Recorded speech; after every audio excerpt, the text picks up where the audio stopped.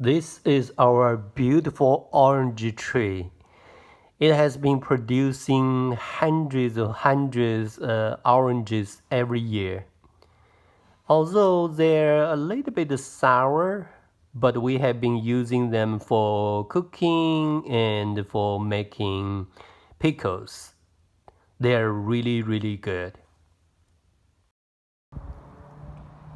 This tree suffered quite a lot of damage due to this February winter storm.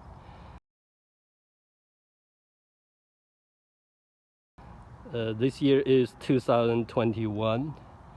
I have to cut the branches with my chainsaw, and those little branches will be made into mulch by city. And here has a lot of branches I'm going to use for barbecue. This is a quite good reuse of the resources.